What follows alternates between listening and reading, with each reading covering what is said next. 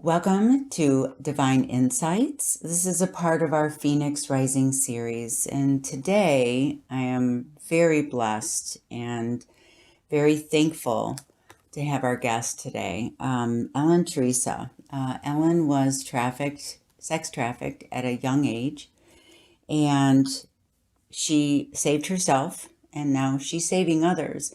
And I wanted to bring her on to tell her story. In this moment, she's already doing public speaking and has herself set up to really help the healing process in others that are having issues or has had issues. So thank you. You're welcome. Since you walked in the store, well, we didn't even walk in the store. We were shut down. You Right. messaged. I mean, how cool was that you just knew? I knew. Yeah, that was amazing. Yeah, just knowing that this is the person or this is the place of this connection. And I don't think either one of us really knew why. I didn't know your story No. at all. And I didn't know you. Yeah. I just found you online. Yeah, it's been amazing a few months with you, absolutely learning more and more about you. And I have to say the courage that you've had in your life, oh my gosh, doing what you do. I not only commend you, but I think, what if we didn't have people like you? What would happen to all those people, all those children? And so I want to say that first right out of the gate, because your story is phenomenal in a way that if we talked about this, if you wouldn't have went through that, Yes. you wouldn't be the Yes. person saving all these. And so, you had a tough life. I have. Yeah. I Want to have. share? Sure.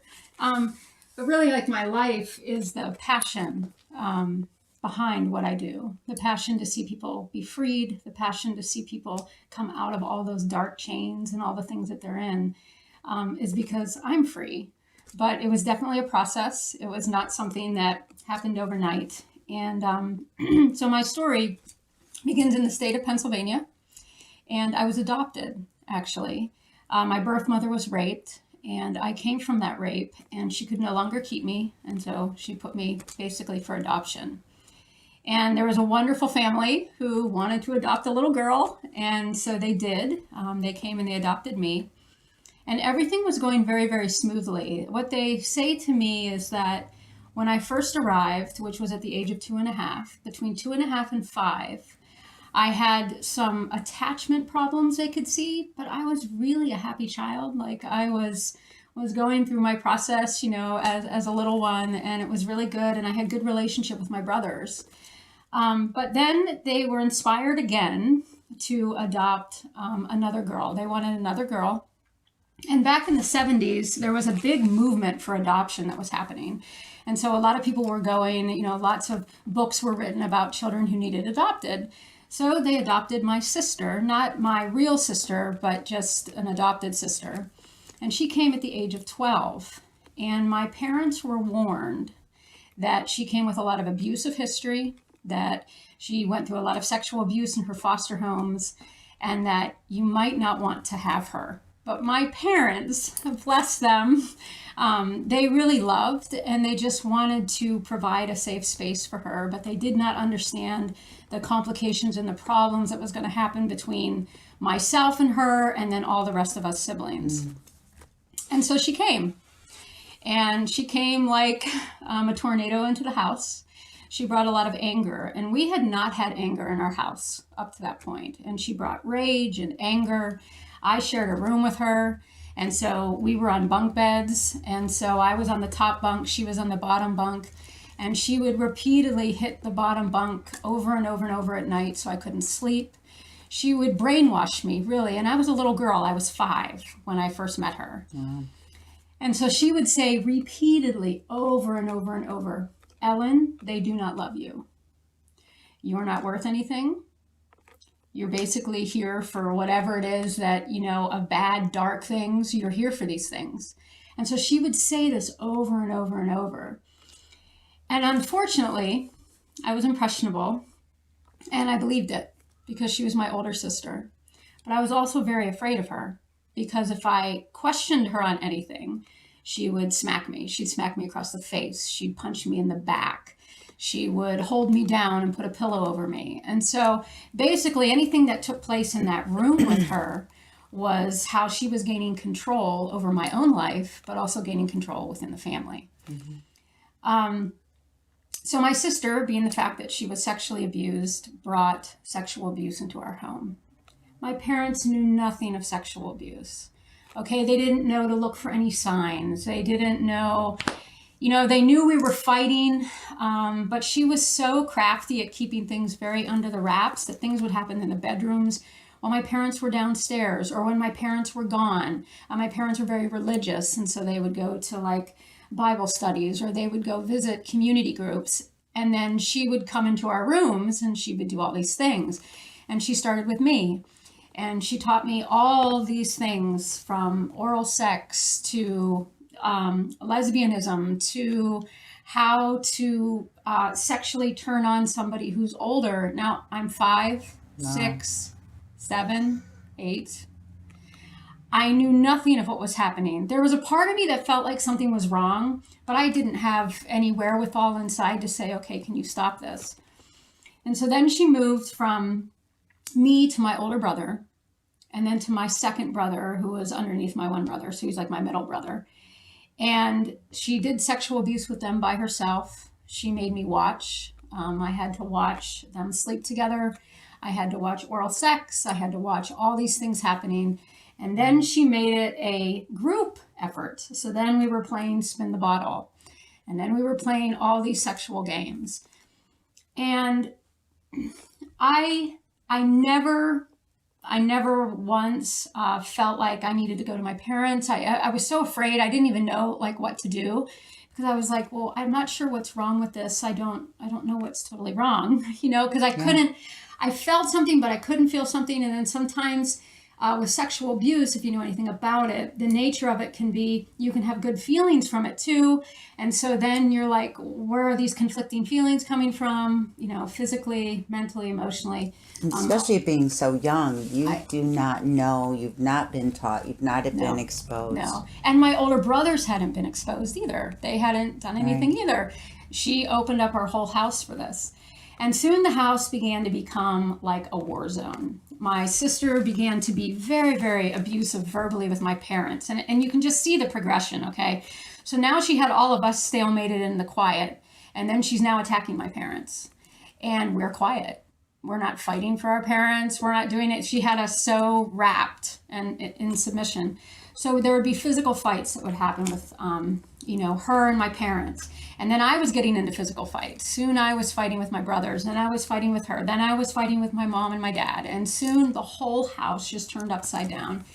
And I remember my mother one night just said, why did we do this? Like, why did we adopt this girl? And my dad, and I remember him saying this because I heard him from the upstairs. I was at the top of the steps. He said, because we wanted her to know love.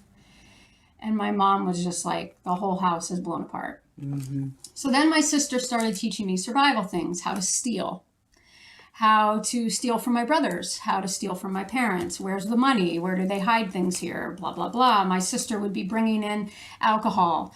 And then I'm drinking alcohol. Okay, now you're like 8, 9, 10. She's giving you whiskey in these little bottles, the little ones that they used to have. And we'd hide them, under the bed. And then she started bringing in the pornography magazines. And this she started with my brothers with. And then my brothers got hooked onto pornography, okay, because now they're looking at all these pictures. And she's asking them to do these pictures. And she's then doing these pictures. Then she's asking me to do these pictures that we're looking at. And it wasn't like it is today with like a lot of videos. It was we had magazines back then. Right. And so then she would bring all that in. And soon she was just turning the whole house crazy. Now for me, everything in school went to hell in a handbasket. I was getting in trouble at school. I was fighting. My grades were slipping. I mean, we're talking 3rd, 4th, 5th, 6th grade. They're asking me, what is wrong with you? What's going on? Are you okay? And there was one teacher I went to, and I remember her, and I'm not going to say her name, but I told her what was happening, and she did not believe me. Whoa. Now, That's pretty big right there. very big. These are all lessons because, Mm-hmm. when the school work drops, right, that's an indicator of something's going on in this child's life. Yes. And then for that teacher not to listen. That's very sad. Now, the catch here with this is that my parents were very upstanding citizens in the small town I was in. So my dad was a professor. Everybody knew my father, and everyone knew my mother. My mother worked for the church. It was like they were wonderful people. Yeah. So it was very much, we slid a lot under the rug. And so my brother and sister continued fighting. I continued getting into trouble at school. Drugs started in 6th, 7th, and 8th grade for me.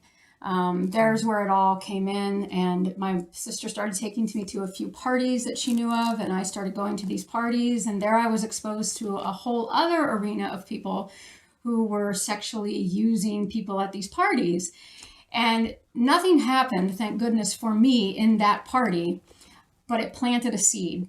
There was a seed that was planted that there is this type of stuff that's kind of going around where you're not just going for drugs, but people are actually going and having sex with each other, and like, I'm not quite understanding what's happening. And after that happened, there was an explosion that happened in my life where I started getting sexually abused and raped and attacked just by random people I did not know who they were. They were just, I would be walking, I would be jumped, I'd be raped. Not even in the parties, like Not literally even in you're the party, walking. just I'm walking. Wow. I was walking in a cornfield and I met someone right in the cornfield and he did terrible things to me. And then everything opened up with my cousin, which is like the worst. My cousin was 13 years of abuse with him. And I believe to this day that you can sense, people can sense psychically weakness in other people or strength in other people. And he knew that I didn't know how to fight back. Okay. He knew that my whole will was just getting wrapped up into such manipulation and control from all these events that started happening, because these events really took away that fight in me. And I would fight to a point a little bit, but people were bigger than me. I was small. Yeah. I couldn't fight. So then he started playing what he called house with me. And every time we would go visit him, and he was in the state of Michigan, where I am here, he would play house. And so he would pretend that he was married to me, and then I would have to do all these sexual things to him. And then as I fought it, he raped me several times. And said, if you go to your parents, you go to the aunts and uncles, I'm going to do it worse. Well, I had learned completely. I'd learned how to be quiet. So I was very good at lying. Little did I know that my brain was splitting as well. And I had learned how to play one role in front of the adults and how to play another role in front of him and how to play another role in front of the cousins. And I was wearing hats everywhere under the sun, and I was hiding this huge, massive thing. And my grandmother, my very grandmother, pulled me aside and she said, "Is your father abusing you?" She didn't know who was it, but she could sense something was happening with me. Wow. And I said, "Grandma, nobody is abusing me. Nobody's abusing me." And she goes, "I don't feel you're telling the truth." And I said, "Nobody's abusing me." But I didn't know, I didn't want to get hurt. Do you know what I'm saying? Yeah. I didn't want to get hurt worse. And there was already breakdown and chaos in my family. So I thought, I'm just going to keep my mouth shut. But she would watch me from time to time, every time we'd come to Michigan. And we'd go to my uncle's house where my one cousin was. And my cousin began to expand the borders of that. I started having sexual relations with his friends. We would get on a four-wheeler, we'd go down the road, we'd go to a house of his friends. And now it started. Okay, so things were now starting. I'm 11, 12, 13. Wow. And it just kept progressing. I wasn't eating, developed eating disorders really, really bad. I mean, and we'll talk more about that, but I was not eating right. I was not taking care of my body right. I was not taking care of myself right. And school was up and down. And, I failed 6th grade. I was then diagnosed by many different psychologists of having borderline personality disorder. You have emotional disturbance, you name it. And I did at that time. Now, I don't like diagnosis because I feel like it's a label that you can put on people, but whatever. So then when I hit 14 was when everything began to change for me. And what I mean by that was I ran away at 14. And it wasn't like you live on the streets, but I was kind of like living on people's couches, kind of like friends, drug addicts, okay, people who were doing drugs. So I'm in these like drug houses. And then I would occasionally come home and check in with the family. And then I would, and I played this game with them, which was, I'm alive, I'm okay, see, I'm all right. I would sometimes go to school, but then I'd leave early. Or then I'd do all these different things because I had learned from my sister how to cover up all of this stuff. But little did I know where I was headed and what was going to happen. And there was this man, his name was Kirk. I remember him to this day. He lived in the town and he was kind of a weird guy. Like we would always see him walking around and stuff like that. But he would always give us drugs and he'd give us free alcohol. So we were like, well, I guess we're just going to kind of like hang out with him. But little did we know that he was into pornography. And already I was so sexualized. Okay, I had learned way too much. Way too much. I had already learned how to, have sex with men and women. It was just what it was. And so he asked if we would come to his apartment one night, and we did. And he had several bedrooms in this, like, it was kind of like it was like an apartment. You kind of walked in, went up the stairs, and then there was like hallways going this way. And there were different apartments or different rooms. And he had cameras in the rooms. And he was like, hey, I'd love to see what you look like. I just did it. Okay. Yeah. I did it. And so I allowed him to videotape me. Back then it was like VHS tapes. It wasn't like the the real cool ways of doing it now. But he made these little VHS tapes. He did a lot of still shot pictures. And he was like, you look really, really good. He's like, I'd like to introduce you to some people. And that's where it started. And little by little, my group of friends and myself started entertaining, from professors to good old country boys to teachers to clergy to all sorts of different people in the town, from high to low in standing. Now, were they videotaped as well, or was this just sexual favors for these? It was sexual favors. And there were some videotapes that were made. I don't know what happened to those videotapes. I really don't. I just know that a lot of it was just sexual favors that we were having to do. And then he moved us to Ohio, and he said, I have other people I'd like you to meet. And we would get a little bit of money for this, but I didn't know what was happening, okay? Like I just was so lost in the confusion and the darkness, and I didn't know who I was, that I didn't realize, oh my gosh, I'm actually like prostituting myself for money, or, oh my gosh, now we're going over the border into Youngstown. Like what's happening? I'm not under... Right. And so then the same thing would happen. We would go to another apartment where there were cameras set up, and then he would take these pictures and these shots, and he'd do these little videos, and then would come the set of people, whoever they were. I don't even remember names.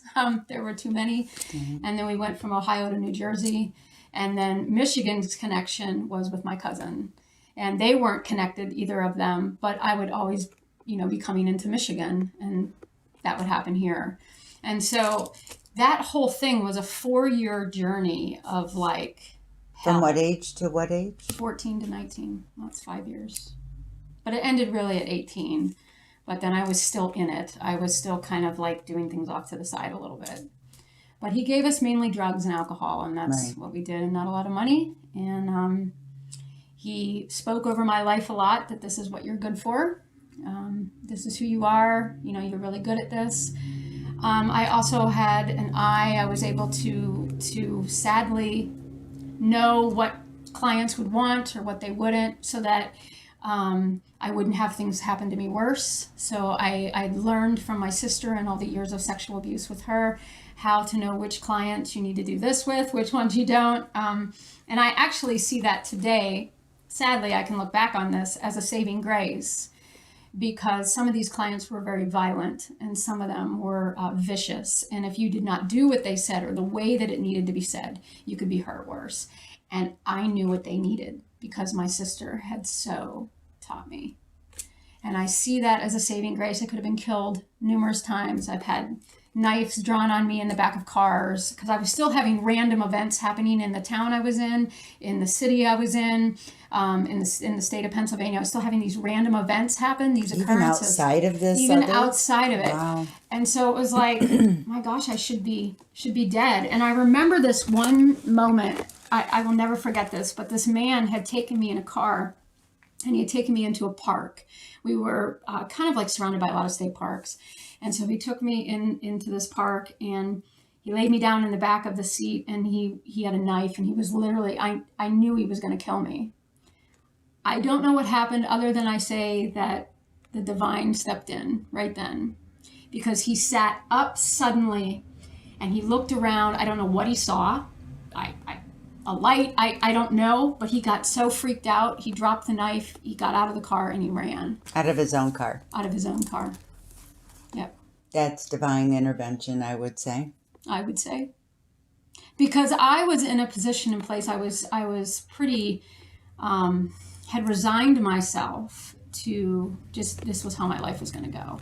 And so he could have probably killed me very easily. Right. Because I wasn't a fighter until later on when I hit 18, 17, 18 was when I started to use it as a weapon. Then I was like, okay, I'm going to now turn sex as a weapon, because I was so angry and I was so full of rage, but I didn't want to kill anyone.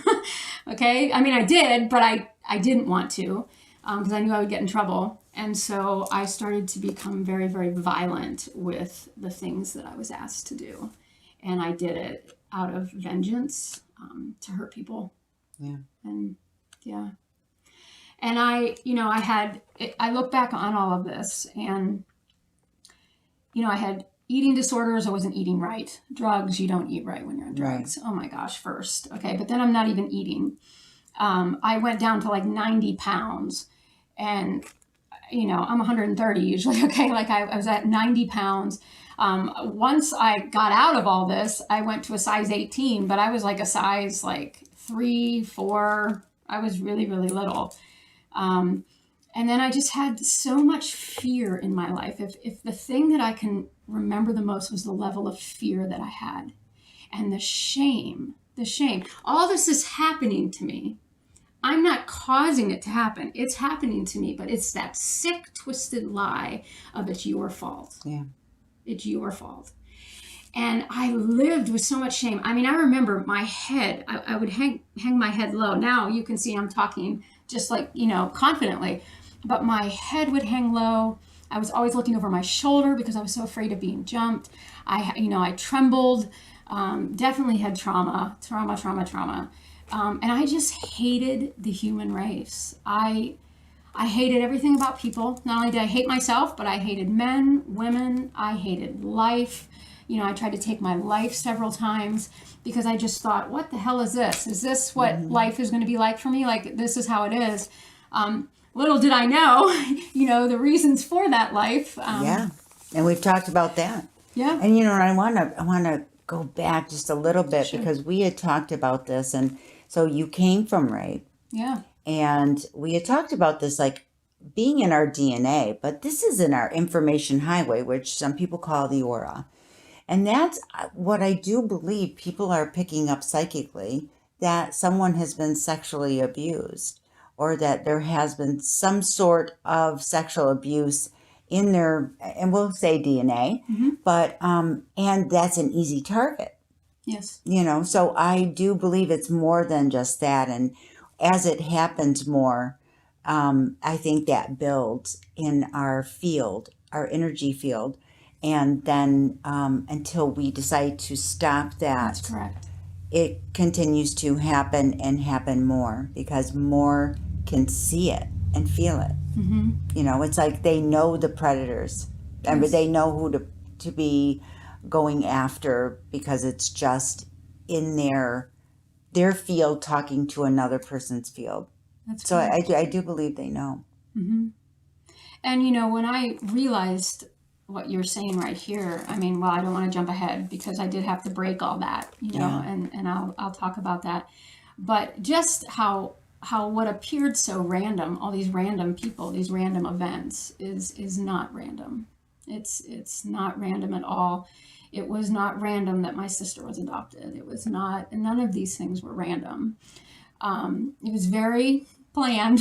And so, yeah. So you're, and I don't mean to cut you off, but so I just want to kind of wrap this part up a little bit with saying, so you were a volunteer basically in the beginning to go with this person, not knowing he was going to then take you across Correct. state lines. And then that was it, right? That was Then it. that was the sex trafficking. And he had worked on us for a while. And this is the thing with, yeah, this is the thing with sex trafficking is they groom you. Okay. They groom you to get you to do something. Now I had already had, my will was already broken. Okay. Keep this in mind. I had a real need for acceptance. I had a real need for love. I had a real need for a belonging identity. And here this guy is, he's speaking to a teenage girl who's messed up and talking about her body. Well, you know about girls, teenage girls, everything's about your physical appearance. And so he's, and he did this for a couple years. Like I met him a couple years prior to being taken across lines and being trafficked. He had worked on us, got us drugs, got us alcohol. We would hang out at his house. We never saw any of this type of stuff. Okay. Like it was just like, Wow. we knew he was weird. Okay. We knew he was a bit off. He kind of had this weird feel to him, but he never was inappropriate with us. And when he became inappropriate was when he started filming us. But because he didn't touch me, he never touched me.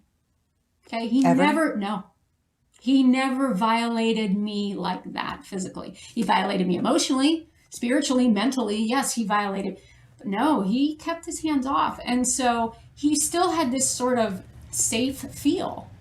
So when he said, "Hey, I want to take you all, over to this place," and I knew the place. The place was like an amusement park. Like we're gonna go. Well, we never went to the amusement park, but by then we were all like, "Oh, okay, yeah."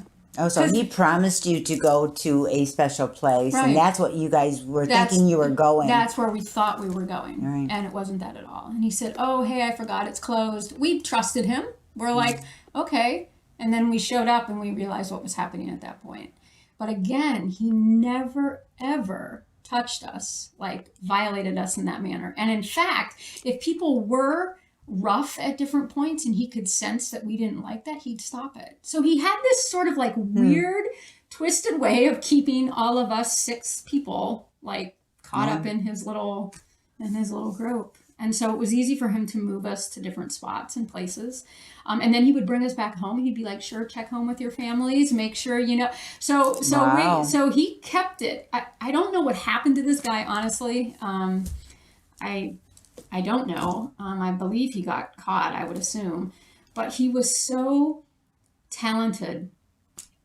And he must have been connected in these cities. You just don't pick up your business and No. go, right? No. So he must have already had clientele set up. He did. Yeah, because every time we would go to the same city, we would have the same clients. And then there may be a couple extra people added on.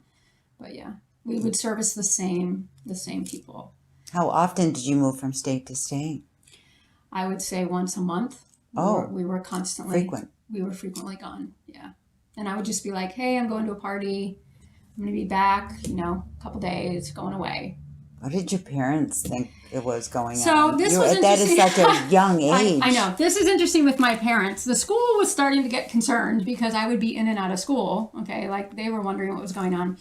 But with my parents, I love them. I really wish they would have stepped in, to be honest. But I think they didn't know what to do. I think my sister because my sister was now out of the picture. Okay, she was gone by then. And I think she had so beaten down their love, really, kind of like beaten down even their discernment, that they would ask me a few things, but I could lie straight to their face and they wouldn't know. And I would just go continue to do my thing. So it was really So they really didn't know what was going on. No, they knew something was wrong. That was obvious. Right. Sometimes my mom would find bruises on me. Sometimes she would ask me, especially about my cousin, family wise, like, you guys were gone a while. Like, where were you? My mom started to question some things, but she just didn't pursue it enough. And like my brother, when I came forward about my brother with her, because she just kept pushing me. So I said what he had done. He lied straight to her face. We're all sitting in this triangle. And she totally believed him. And the reason she believed him was because, and I know this years later, is that she had gotten so hurt from my sister's continual lying that she just kind of like transferred it over to me and was like, my birth sons would never do that. And it was like, oh. And I was actually telling the truth, whereas my sister was always, constantly lying. And yeah, and that had to have been, hard on them to hear that. And sometimes when we get a jolt like that, we can't accept it because that would be too great.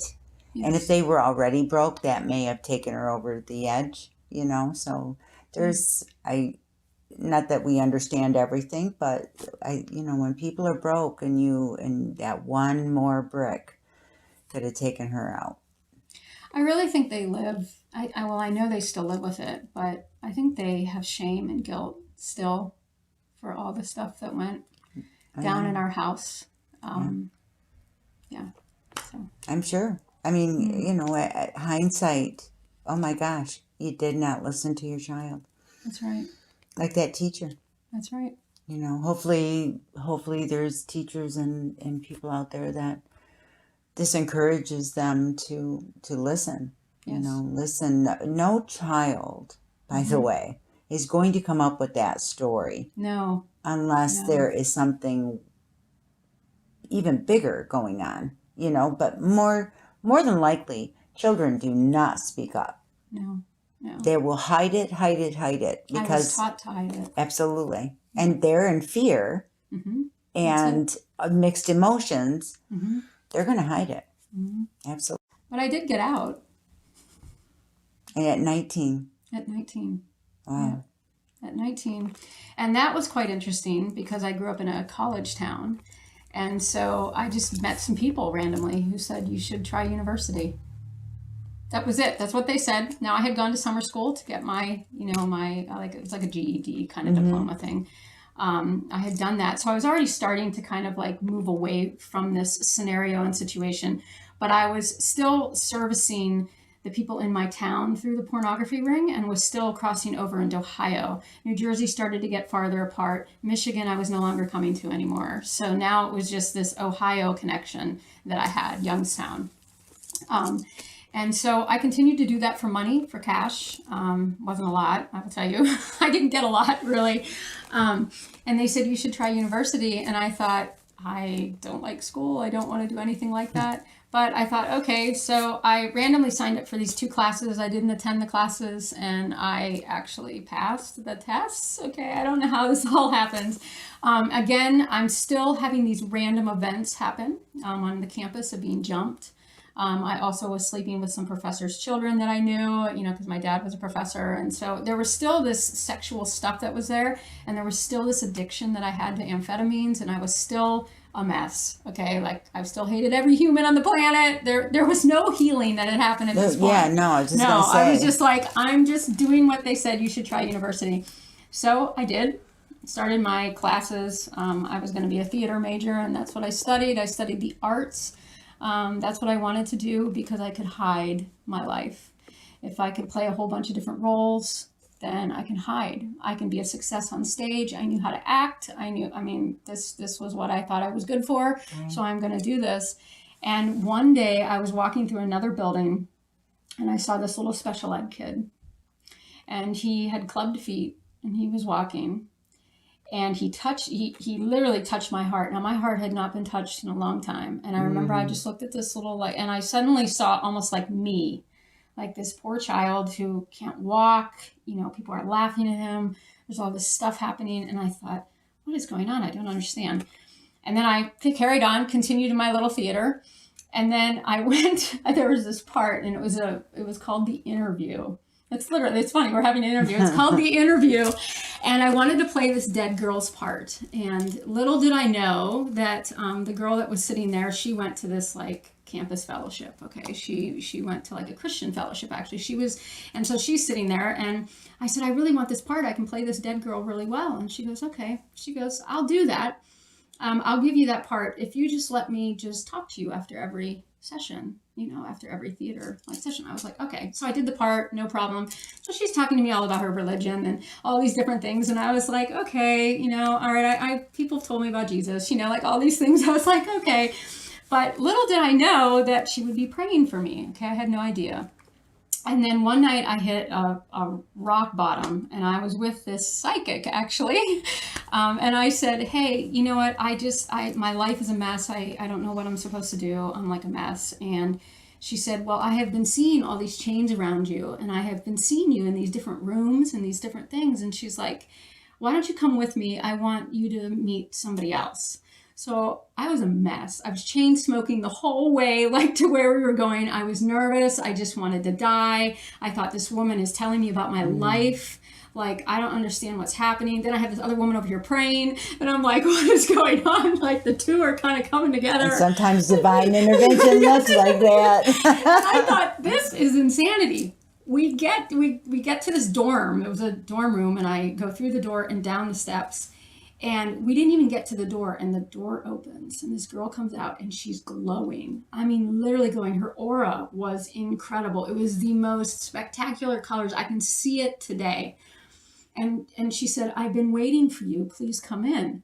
So then I looked to my right to the girl that I came with, and she was gone. I never saw her again, ever again on that campus. Wow. Don't I know? So we have girl over here praying, and then now I'm in this scenario and situation with this girl, and she starts telling me her life. Identical. Wow.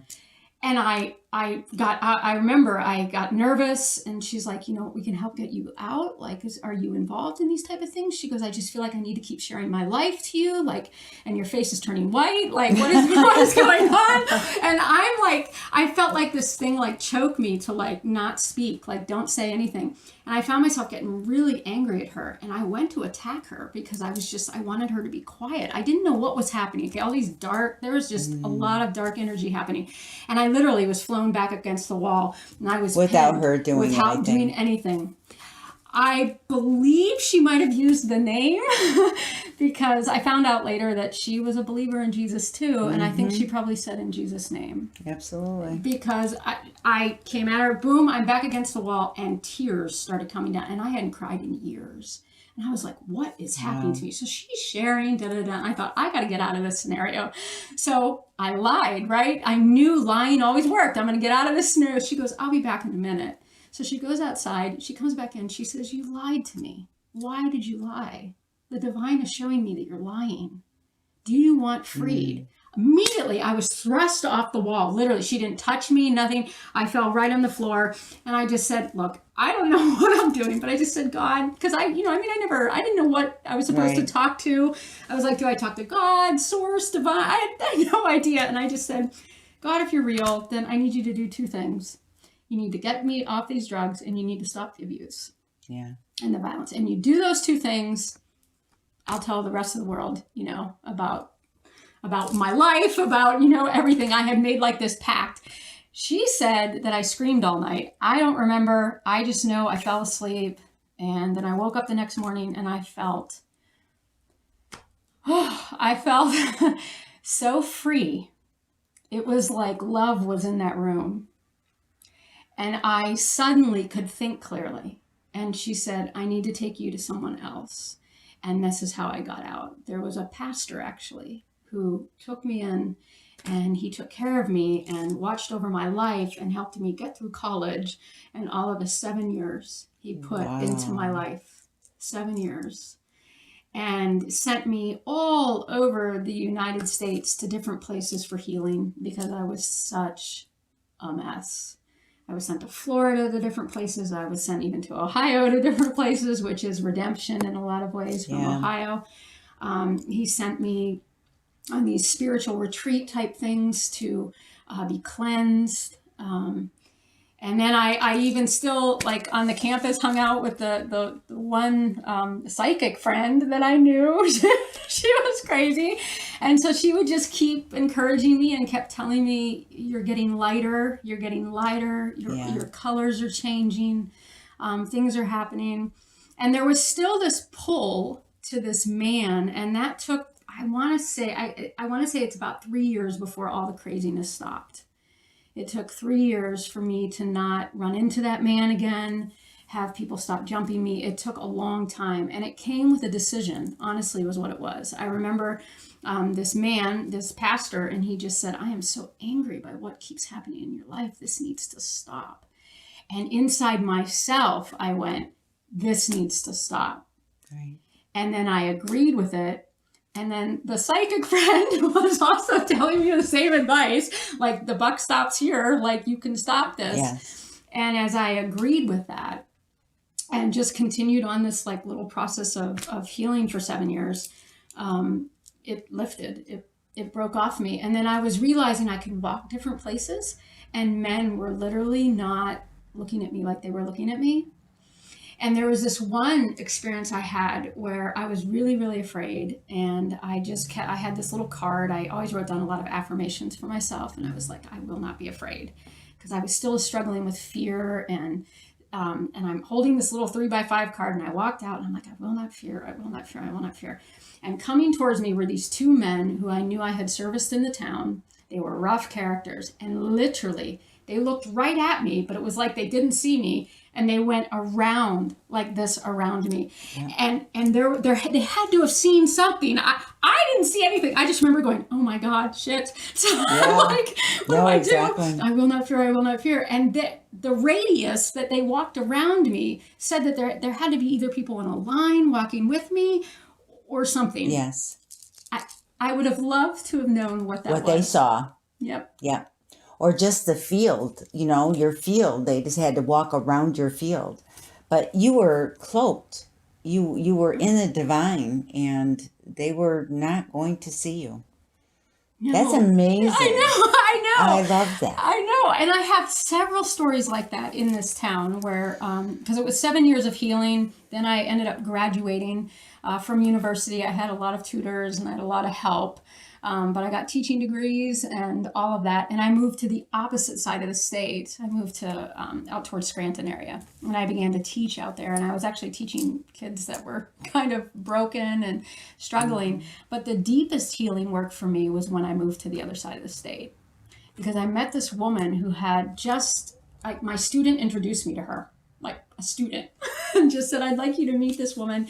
And I had gotten better at my self-perception. I had gotten better at declaring, freedom over my life. I had gotten that, but there were still emotional breakdowns in me. There were still, I struggled with loneliness, real deep, deep depression. There was still stuff that was there. And so this woman, she comes to the school, she meets me, and she just said, I'd really like to help you, but if you are willing, you have to be willing. Like, are you willing to really dig deep into some memories? Because she goes, I really sent some memories here with you that are like really, really deep. And I, out of my mouth, I just said, yes. Like, I was so excited because I didn't know what I was getting myself into. Yeah. And I'm surprised because when someone says, let me dig deep in your memories, you got to be ready for something like that, right? And you just jumped. And I jumped at it. I said, I want that. I want whatever, because she was telling me I didn't have to live with this brokenness. Mm-hmm. Now, when I was back on the other side of the state, the pastor didn't tell me that. He said I didn't have to live with certain, areas of abuse. Like I know that we broke like generational patterns and things that were in my life because that stuff, but he didn't quite know how to deal with emotions. She really knew how to deal with like stirring up the emotions. And so I moved into her house with her. I'm still teaching at the time, okay? I'm still doing this on the weekends. And each session was 5 to 6 hours in length. And what we would do is we would just sit on the couch and she would just say, divine come. That was all she said. And then we would sit and we would wait. And I remember sitting and looking around like, okay, like what's supposed to happen? And then all of a sudden a memory would come up of an event. And I had many memories, okay? And I had many events. But what's interesting with this healing journey was we only went to the door opener events. We went to the root memories, not to every memory. Wow. We went to the memories that set in motion all these other events. I didn't know that was happening. I was just like, oh my God, I'm like seeing myself in the womb. Like I was like, I don't know what this is. And she's like, just stay with it. It's okay. And she was so calm. And I'm like freaking out, like, what is going on? And I saw, where my mom had tried to beat her stomach to try to get rid of me, all these things. And so basically she would just say, well, ask where, the light was in the womb. Ask where the light was. And so I would say, where was the light? And then I'd see the light. And she'd say, now walk towards the light. And I would walk towards the light. And that whole memory would just vanish. Like it vanished. And I would feel a bit lighter. And this went on. She did inner healing with me for 6 years, was it? 6 years. And this was just dealing with root memories that compounded on top of one another. Right. So I would, but there was no timeline to it, which is so wild. It wasn't like we went from the womb, then to age 5. And no, we would bounce from the womb. And then the next thing I know, I'm 14 and I'm having a memory at 14 because the divine knows, right? The connecting pieces. Source knows exactly. Yeah. And so all these pieces were coming together, and I would have these incredible experiences where the light would come, and sometimes it would literally come through the roof and she would see it. And then there were other times I would just see it in my third eye. And then there were other times it was like I just felt warmth, and I felt this love, this beautiful presence. And so she didn't touch me during this whole process because you couldn't really get close to me. This was still this part of this brokenness. So she's working on the emotional, all these emotional things. And then the greatest healing ever that ever happened in my life was when my borderline personality disorder got healed. And we were in a session and I said, oh, I'm having a vision. I'm having a vision of the bust of a head, like you would see in a doctor's office.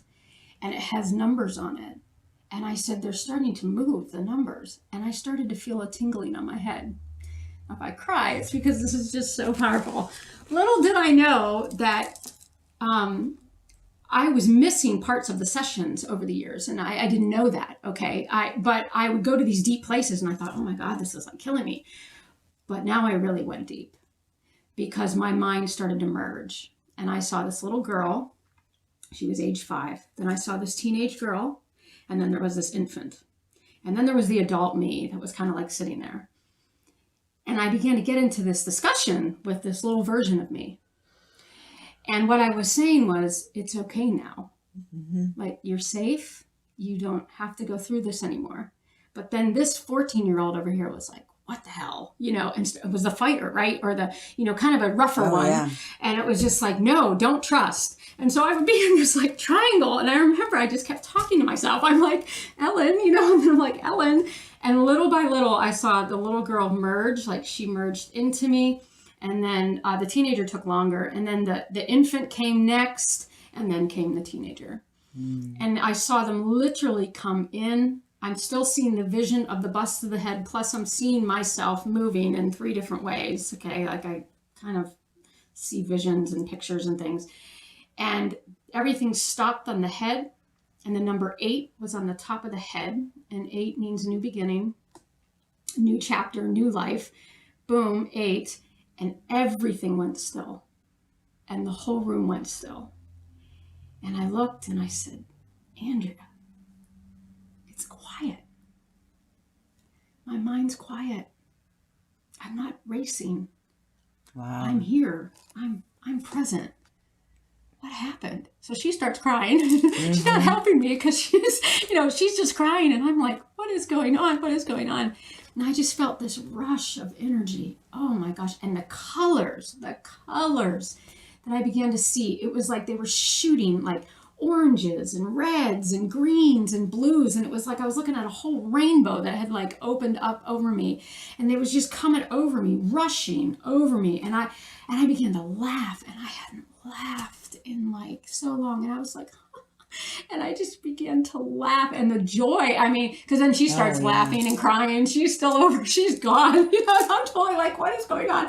I'm like in ecstasy sitting here. And after that incident and that whole experience, because I've journaled all these, they're all in I have all these journals that are sitting in Wyoming in a little tote. And she would journal all of my sessions because I couldn't. I was experiencing. Yeah. So she would journal, and then she drew different visions that I wanted, and I have them framed, and eventually they'll hang up in my house. But after that incident, I went deeper than I ever went before because I could be fully present. And so we went back around each memory again. Boom. And the source would bring them up. And I thought, well, I've already seen this memory, but now I was feeling it. And I was like, oh my gosh, now I'm really feeling the memory. I'm really present. I'm in it. Right. Oh my gosh. And so I would be falling on the ground and I would be, rolling around in these like fits because I was experiencing it. Before, what was happening was I was experiencing the memories, and in my head, I was mentally acquiescing to the memory, but I wasn't feeling it in my body because my body had been so separated from itself. And so as we started to revisit those memories, my body would begin to really feel like the pain if because I had been hit on my chest a lot. So that pain would come and I'd be like, oh, and down I would go, and I'm now reliving it. And I'm yelling and the rage is coming out. And, she's helping hold me down at points because, you don't know what's going to happen with me in a rageful state. And then poof, she'd say, look for the light, look for the light, look for the light. And I'd look for the light and I would have trouble seeing the light. I was like, I can't see the light again. And then the light would just show up and it would just poof. Wow. And then I would weep.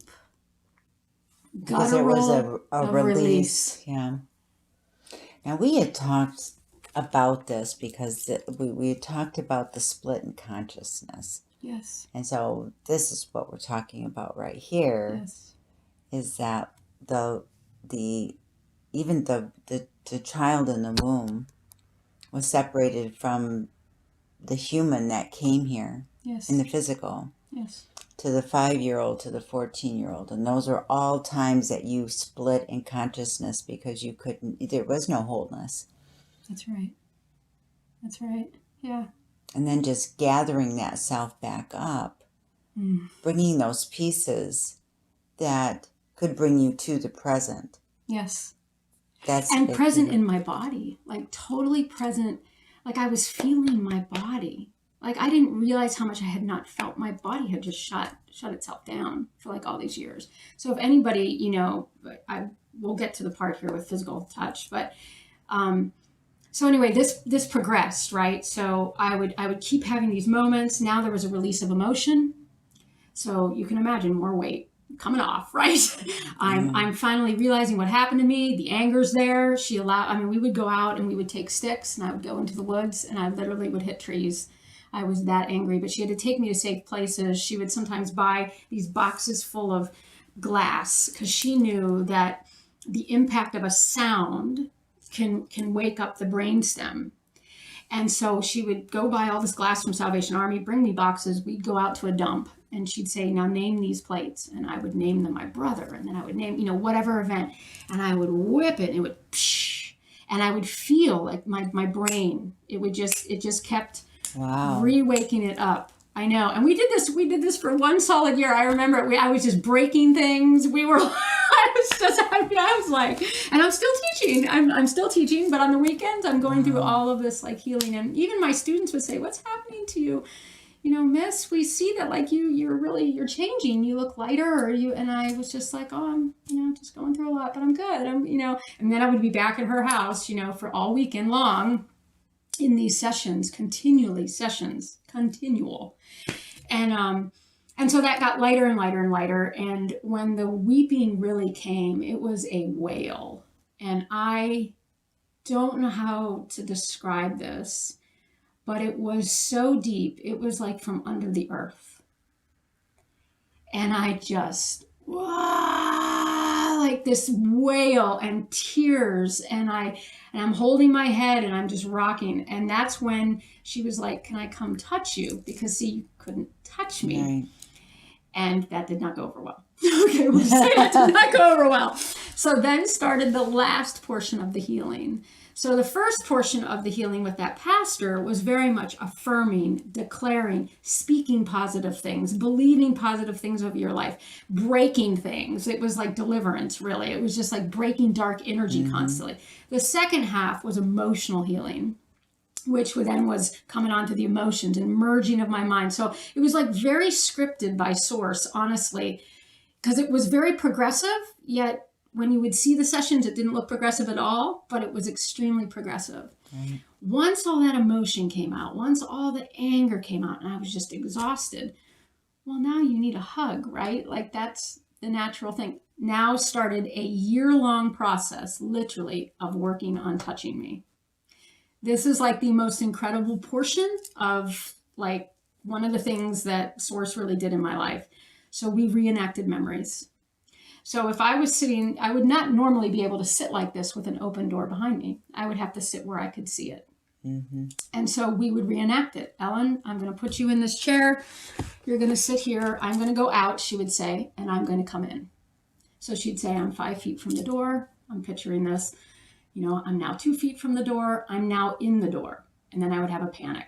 Boom, I'd fall on the floor, blah, blah, blah. Over and over and over, she'd be like, I'm now a foot behind you.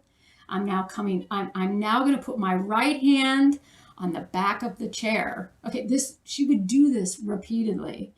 And over time, it took a long time. It was a year process because I was very afraid. And it was like the divine really used her height because a lot of the men that abused me were her height. She was 6'2". Oh, God. Wow. 6'2", yeah. So I had to deal with this like height thing with her to the point where she'd be like, I'm now standing in front of you. Now open your eyes. And so I would open my eyes and then I would lose it and I'd fall. And this just went on and on and on. And I remember when the first hug happened, oh my gosh, I was standing in her living room and she could now stand in front of me. We were standing here and she said, okay, I'm going to put my hand right here. I'm going to put my hand right here. And so she did that. And then she's like, I'm going to go like this. Well, that didn't go over very well. Okay, I fell. But we did this repeatedly. We kept practicing it over and over and over. And she said, now may I touch your face? And the minute she touched my face, I saw all these colors again. Oh my gosh, the whole room came alive. It was like there were ascended beings, there were angelic beings, there were so many beings that came right into that space. And she just pulled me right here, right? Well, she was taller, but right where she could pull me. And I melted. Wow. Years to get to there. Yes. Because I had I had been used all the time, but I was gone all the time. Remember, I was disassociated. Now I'm feeling. Now you're present. Now I'm really freaking present. Yeah. Here we are. I'm present. Yeah. Present and knowing of all the abuse, remembering all the things. Feeling. Mm-hmm. But still in my right mind, wherewithal. I couldn't get out of it. I couldn't escape anymore. And I'm in it. And so it was just like I melted into it. And then from that point on, she would practice sitting on couches with me, putting her arm around me on the couch, just doing everyday things that people do, like, hi, it's so good to see you. She would run up behind me sometimes and just pick me up. We had to get to this place where I could just be normal, kind of like, and not be afraid and know that it's safe and all of that. I'd be in the bathroom. She'd knock on the door. She'd come in and stand out, outside the door, all these different events, scenarios to create life. Cornfield. We went even to the cornfield. Oh, smart. Yep. Went to cornfields. We went to creeks. We went to cities. We went to theaters. We went to all of these things to relive these things and create them so that I could have a different memory base of a theater, a different memory of a cornfield, a different memory of a creek, a different memory of a couch, a different memory of sitting close like we are, a different, and that's what it did. It like imprinted, even though the scenarios were different people involved, obviously, the scenarios were so set that it created literally an imprint on my mind physically. I believe physically there's new tracks in my brain. Yeah, new neurons fired. That this is now a safe area or a safe situation. And now the fear can be relinquished of just that cornfield or wherever. That's correct. That's correct. And so now when I drive past cornfields or I drive to a creek, I don't even think about it. Right. But now I probably will. If I drive by a cornfield, I'll be like, oh, look, that was such a great memory. That was so, and it is, and it's beautiful. And in through all of that too, like, that's these things. But then I was also going through counseling to deal with addiction still. I was dealing with all of that. I had a lot of gender confusion, what a woman's role was. I had sexuality issues. I had whole heaps of issues, and I have come through it, really. Made a decision and agreed with the good energy that was going out, honestly, because these people were so sent at the right time. That's amazing to me right there. To think that someone said, you need to come and meet this person. A student says you need to meet up, right? A student's parent. Right. I mean, all these are not coincidences. You were meant to go through this healing process. And it was painful. It was painful. I'm not going to say that was easy. That's like the worst shadow work. I wouldn't wish that on anybody. That's big. It was years. I was exhausted usually. Come Monday morning, my students were like, are you awake? I'm like, I'm sort of here. But I had when you start to see progress, when you start to see healing happen, and you start to get this like faith, like, oh my God, like I'm not going to have to live with this. Oh my God, nobody actually has to live with this. Wait a minute. And when you start to see that you are a creator of your own reality, the divine sets up situations to help that reality. Different people come into spaces and places to help that reality. I just know that I'm a miracle, but I believe in miracles. Like, yes. I just believe that it doesn't matter what shit you have been through. It does not matter the hell, the depth, the darkness. I am alive because I'm alive. I'm alive. I have purpose. Every life has purpose. Every life, no matter what they've been through, has purpose. You have purpose. We have purpose that we met. You know what I mean? It's divine. These are contracts from the old, man, that are just manifesting right here. This is redemption for Michigan for me. This is redemption to say my story, to be able to say, you don't have to live with it. Nope. And you have taken your power back. So I have. So the healing has taken place, the regaining of power, which then allows this transformation to happen. That's correct. Even this right here, for this to happen is a divine order, says me. Yes. Right? Like, yes. For you to say, who are you? What's up with this store? What's going on with this lady? I mean, everything is in order, says me. So that this, even from this point, looking back on that healing, knowing those people were put in place. And they were ready. See, a lot of times we look for different places we can find healing. Okay, I had done psychologists, psychiatrists, I'd done these things. But what I needed divine healing. And these people had what I needed. That pastor knew how to speak. I didn't know how to speak. I spoke such negative things over my life. He taught me how to speak. He taught me how to begin to alter my reality through the use of my words. Okay, I needed that. I needed a man who was not afraid of my issues. He was like, I'm in this for the long haul. He even said, like, he had been asked by the divine, like, are you willing to sit this one to the end? And he said yes. And then when I met the woman who did her healing, she was asked the same thing. I got chills. And they said yes. And it was like, oh my gosh. And then I'm saying yes.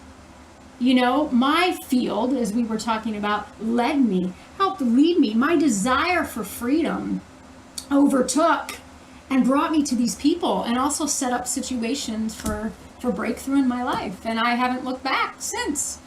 I'm so excited I can start shouting right here in your little store. No, that's fine, because I will shout with you, because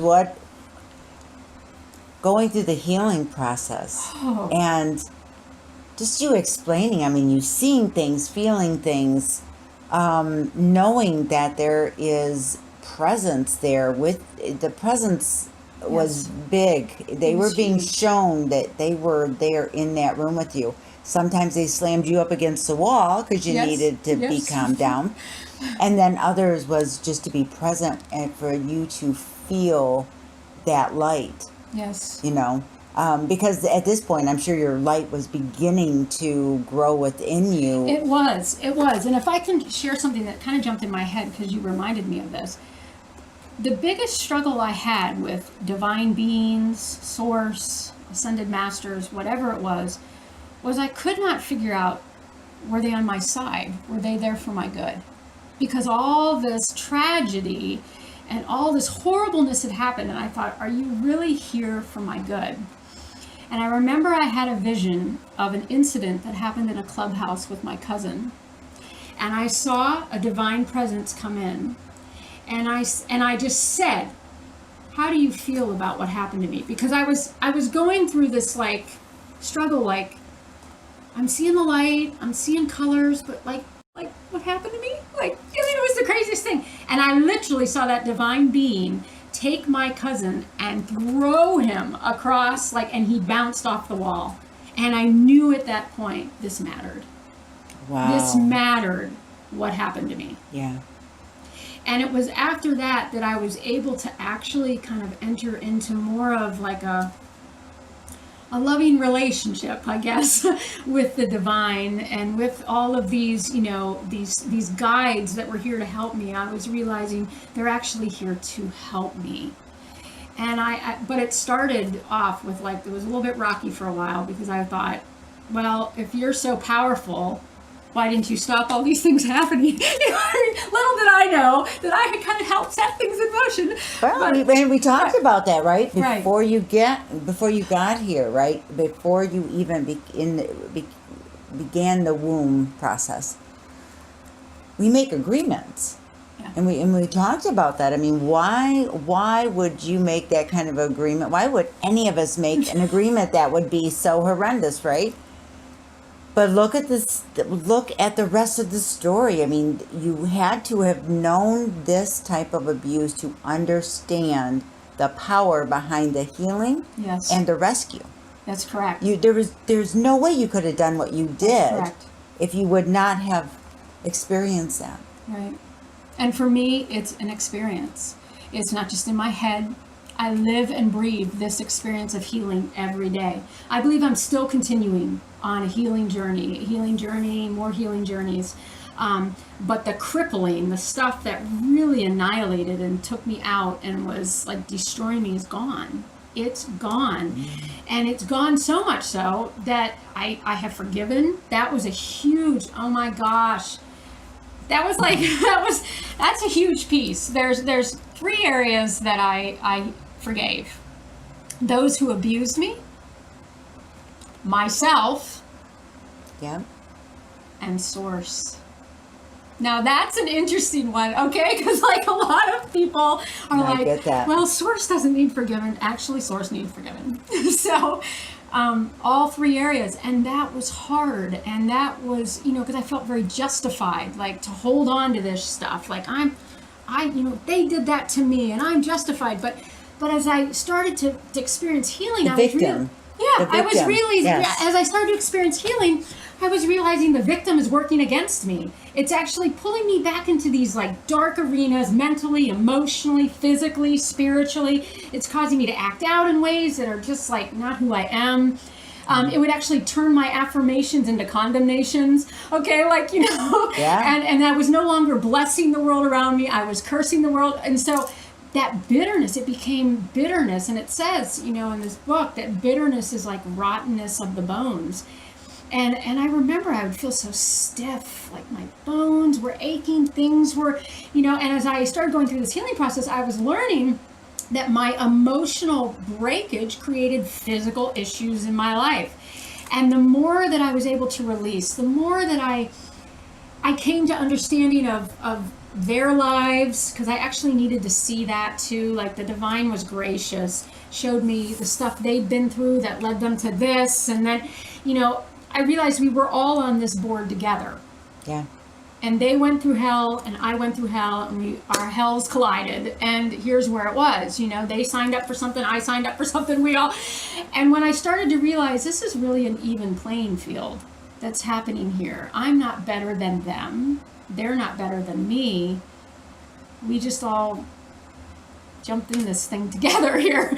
And that helped me to forgive. It helped me to lay my boxing gloves down and hang up my sword and say, I'm not going to keep holding this. And I started to feel my body began to change. I've had physical healings in my body. Certain female issues have been healed because of the releasing of bitterness. Absolutely. And that is so important to know that when we release the emotional state, we can heal our body in the physical state. Yes. Absolutely. Because our words are containers of power. And as we think, it says, as a man thinketh, so are they, right? As I believed that I was going to make it, and I'm going to win, and I'm going to be healed. And in fact, and I didn't even use the word healed. I said, I will be whole. And that has been my affirmation now for the last 25 years, is wholeness. Whether it's wholeness for those I work with, I won't accept partial healing. Okay, I'm not going to accept you get somewhere and you're going to continue the victim. No, that's not wholeness, okay? That's healing, but that's not wholeness. You want wholeness. And wholeness is a bigger card because it encompasses your spirit, your soul, your body. It encompasses all three areas. Yep. And it's like a non-negotiable. When I started going for wholeness, I think all of the universe went, we're on it, And so they set up situations that were awfully painful, but brought me into that wholeness, that really, literally. So my journey is a wholeness journey. No, absolutely. I mean, bringing yourself back together, bringing yourself to the present, Correct. Being healed in the present. Yes. I wanted to say something because two things that triggered my thought on this. First of all, forgiveness. It has to happen. You have to forgive. You have to forgive yourself. Forgive the people who have, really done harm to you. One of the things I have done in my life that was so powerful was to take that person and know that they were abused as well, right? So looking at them as a child instead of looking at them as the adult, and forgiving them in that state made that whole process so much better, so much palatable, right? Yes. But what we're talking about is really changing the perception, because we're looking at those perpetrators as evil people doing evil things against us. Right. And it really, like you said, that level playing ground, I love that, because that's exactly what I felt like when I looked at this person who had also been abused and as a child. And then I could relate to that person, whether they be 5 or whether they be 30, 40, it doesn't matter. I could relate, and because I changed my perception about this person, and I put that child on my lap and said, it will be okay. So I did very similar work, but toward my perpetrator, and to forgive them, and you did that for yourself, which is so interesting. Same concept, but it really does help. But I appreciate you saying that, because I had some situations like that where I saw my sister as a little girl, and I saw the crap that she went through. When I had to forgive my parents, that was a bitter one. That one took a long time. It just did, because I was like, you should have protected, like I had all the you should have until I got them on an even playing field. But I remember I had seen, I said, you got to help me, Source, because I cannot forgive my mother. And all of a sudden, it was like I almost had like an out of body, I would say. But I saw her as a skeleton. I saw her as a skeleton, and she couldn't do anything. She was just dead. She didn't know how to be there. And for me, that helped me. Seeing her as a skeleton, seeing that she didn't have it within her at that time. Now, an incredible thing to say is there's incredible restoration with my parents. Okay, just recently I'd gone home to see them, and it was one of the most beautiful, beautiful moments of just friendship, really like this fellowship. We fellowshiped together. Like we communed together at the table. That's beautiful. And that is not something that has always come easy. It just hasn't, because they have a lot of unhealed stuff. But because I'm different, you brought something to the table. That's right. I was able to bring wholeness to the table, and I was able to bring forgiveness. And the thing was, like, it's easy for me to look at them now. Like, I love them. I mean, my dad's in his 80s, my mom just turned 80, and it's just like, I just love them. I just want to hug them and hold them. And I always tell them, it's okay. It's okay. It's all right. I'm okay. And so they're always like, are you okay now? Are you sure you're okay? But this last time they knew, they said, you're okay. And I said, yeah. Oh, that's a beautiful thing. I said, I know. You guys can like lift that now. Like, Yeah. because I want their burdens off. I know I don't have a relationship with a lot of my family, like my brothers or my cousins and different things like that. But I just know that they can have it too. They can have wholeness. They can experience that. I desperately, and I may see if I can set this up. I don't know, but I want to see my one cousin. I really do want to see him, and I want to let him know it's done. It's over, for his sake. Well, and he's not going to take that well until he has made the decision, because it is our decision what we do with these That's things. true. And if he is not ready, then he's not ready. So I understand. you kind of let the divine, right? Let the divine come in. Yes. Yes, let the Which I divine. love, right? know. Let the divine come in I know. and make that. But who knows? Maybe he'll see this and know that that is done. And then that is the choice. And I know that's one of the reasons why you're probably doing this, is, and maybe not even know, right? Like, Right. who knows who's going to be watching this and saying, well, she's okay. Because these people carry immense guilt. Yes. They have to. You cannot, not unless there's something really, really wrong. Right.